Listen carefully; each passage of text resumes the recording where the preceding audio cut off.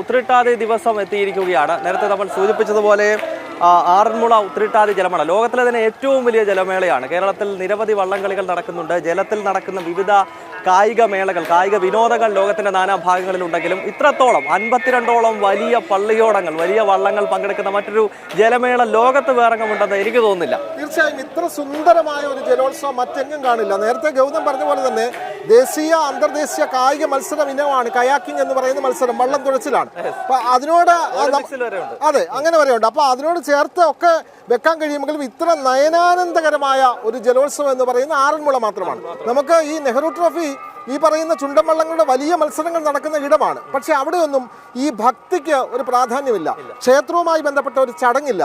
ഇവിടുത്തെ 52 കരകളിലുള്ള പള്ളിയോടങ്ങളും ഇന്ന് ഈ പമ്പയിലൂടെ തുഴഞ്ഞു വരുമ്പോൾ അത് ക്ഷേത്രത്തിൽ നിന്നും വാങ്ങിയ ആ ഭഗവാന്റെ പൂമാല സ്വീകരിച്ച്, അവിടുത്തെ പ്രസാദം സ്വീകരിച്ച്, അവിടുത്തെ ചന്ദനം തൊട്ട്, ഈ കവിയുടെ വാക്കുകളിൽ പറഞ്ഞാൽ ഈ ഭഗവാന്റെ പൊന്നുകെട്ടിയ വള്ളം അല്ലെ, പൊന്നുകെട്ടിയ ചുണ്ടൻ വള്ളങ്ങളാണ് ഇവിടെ ജലോത്സവത്തിൽ പങ്കെടുക്കുന്നത്. അത് അത്തരത്തിലുള്ള പ്രത്യേകത കൂടിയുണ്ട് അല്ലെ. ഐതിഹ്യവും അതുപോലെ തന്നെ ആചാരാനുഷ്ഠാനങ്ങളും സമന്വയിക്കുന്ന ഒരു ജലമേളയാണ്. ഒപ്പം വാശിയുമുണ്ട്.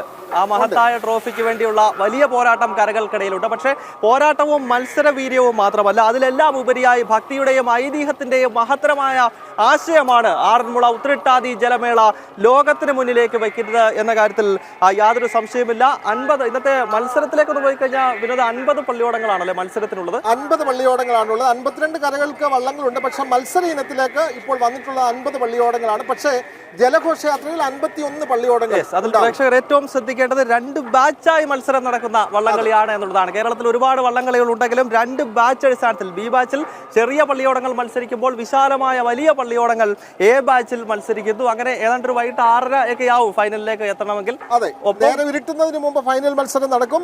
35ഓളം പള്ളിയോടങ്ങൾ എ ബാച്ചിൽ ഉണ്ടാകും. 16 പള്ളിയോടങ്ങൾ ബി ബാച്ചിലും ഉണ്ടാകും. നീളത്തിന്റെ ആ അളവിന്റെ വ്യത്യാസം അനുസരിച്ചാണ് എ ബാച്ച് ബി ബാച്ച് പള്ളിയോടങ്ങൾ.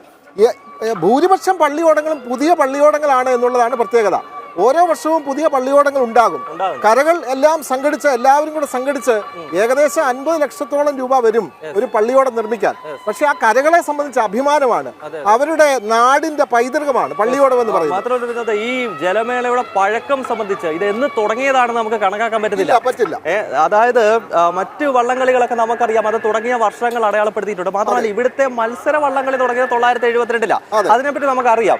പക്ഷേ അതിന് മുൻപും ഈ ജലമേള ഉണ്ടായിരുന്നു. അതിനു മുമ്പ് തിരുവോണത്തോണി വരുന്നുണ്ടായിരുന്നു. ആറന്മുള ക്ഷേത്രത്തിന്റെ പ്രതിഷ്ഠ നടന്നതും നൂറ്റാണ്ടുകൾക്ക് മുമ്പാണ്. സ്വാഭാവികമായും അന്ന് മുതൽ തന്നെ നിലനിൽക്കുന്ന ഒരു വലിയ ആഘോഷമാണ്. സ്വാഭാവികമായും അതിന്റെ തുടർച്ച ഈ തലമുറയിലും അടുത്ത വരുന്ന 6-7 തലമുറകൾ ഇതിനെ പിന്തുടരുമെന്ന കാര്യത്തിൽ സംശയമില്ല. കാരണം ഈ പള്ളിയോടങ്ങളിൽ ഇരിക്കുന്ന കൊച്ചുപിടുക്കന്മാരെ കാണുമ്പോൾ നമുക്കൊരു അഭിമാനമാണ്. കാരണം അടുത്ത തലമുറ ഇത് ഏറ്റെടുക്കുകയാണ്, ആവേശത്തോടെ ഏറ്റെടുക്കുകയാണ്.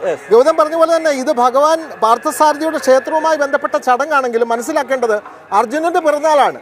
ഉത്രട്ടാതി എന്ന് പറയുന്ന അർജുനന്റെ പിറന്നാളാണ്. അർജുനൻ പണിത ക്ഷേത്രം സ്വന്തം പിറന്നാളിൽ തന്നെ ഭഗവാൻ ക്ഷേത്രം പണിത് കൊടുത്തു. 5 പാണ്ഡവരും ഭഗവാന് ക്ഷേത്രങ്ങൾ പണിത് കൊടുത്തിട്ടുണ്ട്. അപ്പോൾ അർജുനൻ പണിത ക്ഷേത്രം സ്വന്തം ജന്മനാളിൽ തന്നെ പ്രതിഷ്ഠിച്ചു എന്നുള്ളതാണ്. അതുകൊണ്ടാണ് ഈ ഉത്രട്ടാതിയിൽ ജലമേള നടക്കുന്നത്. നേരത്തെ ഗൗതം പറഞ്ഞ പോലെ തന്നെ ഭഗവാൻ തിരുവോണ സദ്യവുമായി തിരുവോണത്തോണി വരുന്നു. ഈ തിരുവോണത്തോണിക്ക് അകമ്പടിയായിട്ട് കരകളിലുള്ള ആളുകൾ അവർ പള്ളിയോടങ്ങൾ കൂടെ വന്നതാണ്, അകമ്പടിയായി വന്നതാണ്. അത് രാത്രി കാട്ടൂരിൽ നിന്ന് തുടങ്ങും. ഈ തിരുവോണ ദിവസം തലേന്ന് ഉത്രാടത്തിന്റെ അന്ന് തലേന്ന് കാട്ടൂർ മനയിൽ നിന്നും തുടങ്ങി ഈ ക്ഷേത്രത്തിൽ പുലർച്ചെയാണ് എത്തുന്നത്. ഈ രാത്രിയിൽ വരുന്ന ഈ പള്ളിയോടങ്ങളെ കരക്കാർക്ക് എല്ലാവർക്കും കാണാൻ കഴിയില്ല. അപ്പോൾ ഇങ്ങനെ വരുന്ന പള്ളിയോടങ്ങളെല്ലാം കൂടി ചേർന്ന് ആ പ്രതിഷ്ഠാ ദിനത്തിൽ ഗംഭീര ജലോത്സവം നടത്തുകയാണ്. അങ്ങനെയാണ് ജലമേള. ഒരു മഹത്തായ അനുഷ്ഠാനമില്ല. അതുപോലെ ഇന്നത്തെ കാലത്തും ആളുകളൊക്കെ ഫോണിനും ഫേസ്ബുക്കിനും ഒക്കെ അഡിക്റ്റഡ് ആകുന്ന കാലത്ത് പോലും വിനോദ് പറഞ്ഞതുപോലെ ഈ തിരുവോണത്തോണി വരുന്നത് കാണാൻ അർദ്ധരാത്രിയിൽ ആ സ്ത്രീകൾ ഉൾപ്പെടെ പമ്പാ നദിയുടെ, ഈ മഹത്തരമായ നദിയുടെ ഇരുവശങ്ങളിലും ആ ദീപങ്ങൾ തെളിയിച്ചുകൊണ്ട് അതിനെ സ്വീകരിക്കുന്നു. തിരുവോണ നാളിൽ വെളുപ്പിന് തന്നെ ഈ ആറന്മുള ക്ഷേത്രക്കടവിൽ ആയിരങ്ങൾ ഒത്തുകൂടുന്നു എന്നൊക്കെ പറഞ്ഞത് ഈ കാലഘട്ടത്തിൽ അത് ശരിക്കും ഒരു അത്ഭുതം തന്നെയാണ്. കാരണം ആളുകളെല്ലാം ഫോണിനും ഒക്കെ അഡിക്റ്റഡ് ഒക്കെയാണ്. തീർച്ചയായും നിരവധി കഥകളും ഐതിഹ്യങ്ങളും ഒക്കെ ഇതിനോട് ചേർത്തുണ്ട്. ഈ മങ്ങാട്ടില്ലത്ത് നിന്ന് എന്തുകൊണ്ട് തിരുവാറന്മുള അപ്പന് ഈ തിരുവോണ സദ്യ വരുന്നു എന്നതിന് പിന്നെ ഒരു കഥയുണ്ട്. ആറന്മുളക്കാർക്കൊക്കെ പ്രചാരം നേടിയ കഥയാണത്. കഥയല്ല, ചരിത്രമാണ്, മിത്താണ്, വിശ്വാസമാണ്. അത് കൃത്യമായി പാലിക്കുകയാണ്. അതായത് മങ്ങാട്ട് ഭട്ടതിരി എല്ലാ വർഷവും തിരുവോണത്തിന് കാൽ കഴുകിച്ച് ഊട്ട് നടത്തിയിരുന്നു. ആ ഇല്ലത്തെത്തുന്ന ആർക്കെങ്കിലും ഭക്ഷണം കൊടുത്തിട്ടേ അദ്ദേഹം ആഹാരം കഴിക്കുകയുള്ളായിരുന്നു. ഒരു വർഷം ആരും വന്നില്ല. ഭട്ടതിരി അങ്ങനെ കഴിക്കാതെ കാത്തിരുന്ന സമയത്ത് വളരെ ചെറിയൊരു ബാലൻ ആ വീട്ടിൽ വന്നു. ക്ഷീണിച്ച് വന്നിട്ട് ഉച്ച സമയം എല്ലാം കഴിഞ്ഞു. അപ്പോൾ അവിടെ ആ ഇല്ലത്ത് കയറിയിരുന്ന് ആഹാരം കഴിച്ച് അവിടെ നിന്ന് മടങ്ങിപ്പോയി. അദ്ദേഹം ആനന്ദത്താൽ കണ്ണു നിറഞ്ഞു. അന്ന് വൈകിട്ട് കിടന്നുറങ്ങിയ ആ മങ്ങാട്ട് ഭട്ടതിരി സ്വപ്നം കണ്ടത് അടുത്ത വർഷം മുതൽ എനിക്കുള്ള ഓണസദ്യ തിരുവാറന്മുള ക്ഷേത്രത്തിൽ എത്തിച്ചാൽ മതി എന്നുള്ളതായിരുന്നു ആ സ്വപ്നം. അപ്പോഴാണ് ആ മങ്ങാട്ട് ഭട്ടതിരി അറിയുന്നത് സാക്ഷാൽ ഭഗവാൻ തന്നെയാണ് തൻ്റെ ഇല്ലത്ത് വന്ന് ആഹാരം കഴിച്ചത്. അടുത്ത വർഷം മുതൽ എല്ലാ ഓണ വിഭവങ്ങളും ചേർത്ത് അങ്ങനെ മങ്ങാട്ട് ഭട്ടതിരി അവിടെ നിന്നൊരു വള്ളത്തിൽ ഇങ്ങോട്ടേക്ക് പുറപ്പെടുകയാണ്. അത് തിരുവോണത്തോണിയാകുന്നു. അങ്ങനെ വന്ന തിരുവോണത്തോണി ചില വർഷം, ഏതോ ഒരു വർഷം സമീപത്തുള്ള, അന്ന് ആഹാരത്തിനൊക്കെ വളരെ ബുദ്ധിമുട്ടാണല്ലോ, എല്ലാ വിഭവങ്ങളും ഈ വള്ളത്തിലുണ്ട്. ഈ വള്ളം ആക്രമിച്ച് ഈ ആഹാര സാധനങ്ങൾ കവർന്നെടുക്കുന്ന ഒരു സാഹചര്യം ഉണ്ടായി.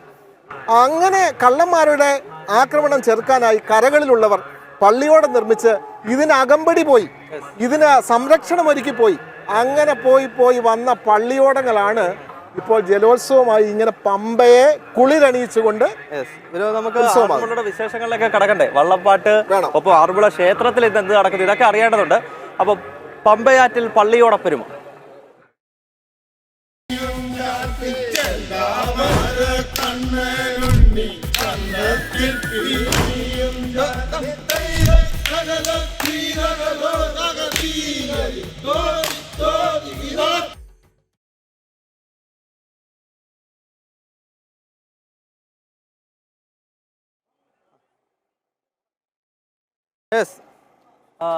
അപ്പൊ നമുക്ക് ഇനിയിപ്പോ നമ്മളധികം കഥ പറഞ്ഞിട്ട് കാര്യമില്ല. നമുക്ക് വഞ്ചിപ്പാട്ടിലേക്ക് പോകണം. വഞ്ചിപ്പാട്ടിന്റെ താളം കേട്ടാൽ ചിലപ്പോൾ ഞാനും ഒക്കെ ചിലപ്പോൾ തുള്ളിപ്പോകും, ചിലപ്പോൾ അവർക്കൊപ്പം പാടിപ്പോകും. അത് ഇപ്പൊ ഗോകുലും ഞാനും ഒക്കെ ഗൗതവും ഞാനും ഒക്കെ പത്തനംതിട്ടയിലക്കാരാണ്. അപ്പൊ അതുകൊണ്ട് നമുക്ക് ഈ വഞ്ചിപ്പാട്ടെന്ന് പറയുന്ന ഒരു ആവേശമാണ്. അപ്പൊ അതുകൊണ്ട് അപ്പൊ നമുക്ക് വഞ്ചിപ്പാട്ടിന്റെ ഒരു സംഘം എത്തിയിട്ടുണ്ട്. ഗൗതം, നമുക്ക് അവരെ കൊണ്ട് ഒരു വഞ്ചിപ്പാട്ട് പാടിപ്പിക്കുന്നതായിരിക്കും നല്ലത്. അപ്പോൾ വഞ്ചിപ്പാട്ട് നദോന്നത വൃത്തത്തിലുള്ള വഞ്ചിപ്പാട്ടാണ് ഇവിടെ ജലോത്സവത്തിന് വേണ്ടി പാടുന്നത്.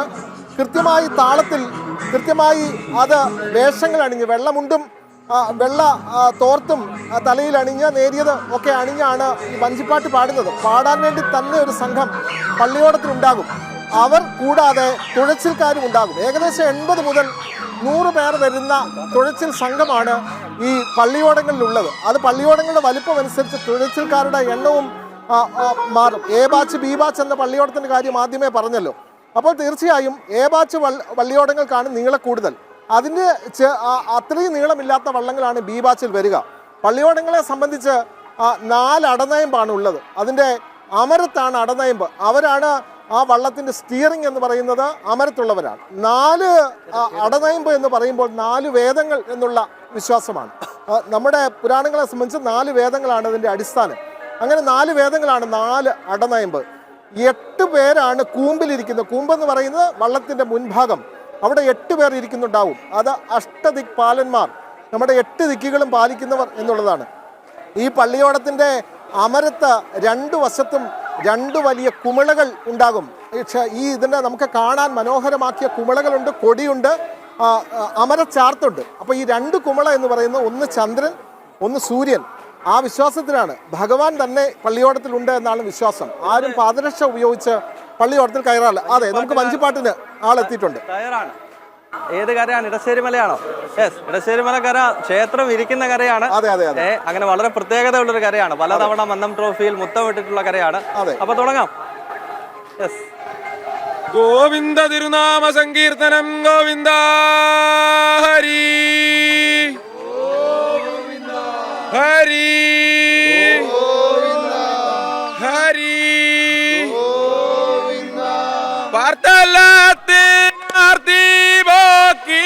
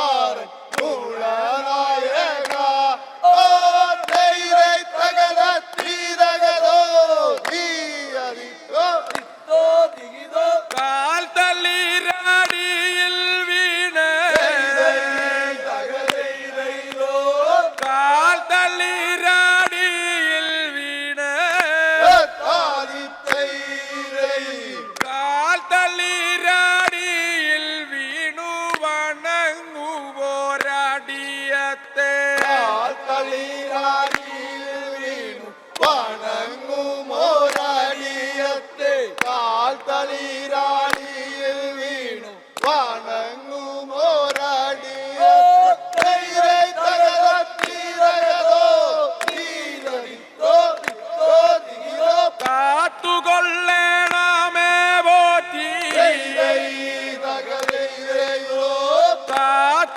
കാത്തുകൊള്ളണമേ പോറ്റി കാത്തുകൊള്ളണമേ പോറ്റി കമലകാന്താദൈ കാത്തുകൊള്ളണമേ പോറ്റി കമലകാന്താദൈ കാത്തുകൊള്ളണമേ പോറ്റി കമലകാന്ത ഓ ദൈവേ തകദത്തി തകദോ ഗോദിഗിദോ ഗോവിന്ദ തിരുനാമ സങ്കീർത്തനം ഗോവിന്ദ ഹരി ഗോവിന്ദ ഹരി ഗോവിന്ദ ഹരി. ജനം ടിവിക്കൊപ്പം പങ്കുചേർന്നതിന് വളരെ സന്തോഷം. ഞങ്ങൾക്കറിയാം ഇന്നത്തെ ദിവസം നിങ്ങളെ സംബന്ധിച്ച് ഒരുപാട് തിരക്കുകളുണ്ട്. ഇനിയും ക്ഷേത്രത്തിലേക്ക് പോകണമല്ലോ. അതിനുശേഷം പള്ളിയോളത്തിൽ പിന്നീട് ജലഘോഷയാത്ര മത്സരം. അപ്പം 2011 12 ഒക്കെ ട്രോഫി നേടിയ പള്ളിയോളമാണ്. വളരെ സന്തോഷം ജനം ടിവിക്കൊപ്പം പങ്കുചേർന്നത്. ശരി. അതെ